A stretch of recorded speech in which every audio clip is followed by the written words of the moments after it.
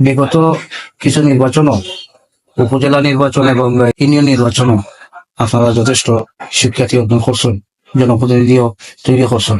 এই আসনটা 6 আসন, সিলেটের মাঝে উল্লেখযোগ্য আসন, সিলেট 6 আসন। বিয়ানীবাজার গোলাপগঞ্জ, আর বিয়ানীবাজার গোলাপগঞ্জ জমিয়তর কিন্তু যখন কোনো জায়গায় কিছু আছে না, বিয়ানীবাজার গোলাপগঞ্জ সবচেয়ে বেশি জোরদার, এবং আমরা সব মুরব্বী হল, বড় মুরব্বী হল বিয়ানীবাজার থেকে।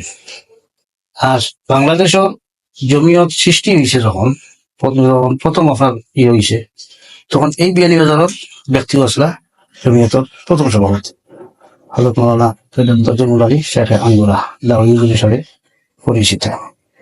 এই হিসাবে বিয়ানীবাজার জমিয়তের ব্যাপারে অনেক ঐতিহ্য রাখে। আজ আমরা আশা করব আগামীতে যাতে আপনারা তৃণমূল থেকে মেম্বার থেকে নিয়ে এমপি পর্যন্ত আপনারা নির্বাচনে অংশগ্রহণ করতে পারবেন, এবং মেম্বার চেয়ারম্যান উল্লেখযোগ্য হারে যাতে আপনারা জনপ্রতিনিধি হিসাবে নির্বাচিত করতে পারবেন। পাশাপাশি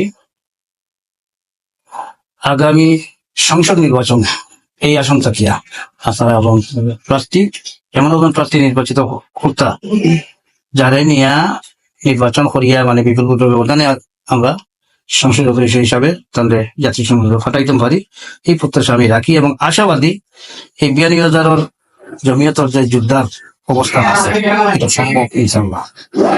আপনারা যারা খাস করবেন আন্তরিকভাবে আপনারা খাজের জড়িয়ে থাকুক, এবং আমরা অতীতেও যাচ্ছি সিলেটের যে কোনো ধরনের আন্দোলন সংগ্রাম বিয়ানীবাজারের বরিষ্ঠ ভূমিকা আছে, আগামীতেও রাজহত এবং বিশেষ করে সিলেটের সব আন্দোলন সংগ্রামও আপনারা অতীতের মতো আরো আগামীতে আরো জোরদারভাবে সম্পৃক্ততা থাকতো এই আশাবাদ ব্যক্ত করিয়া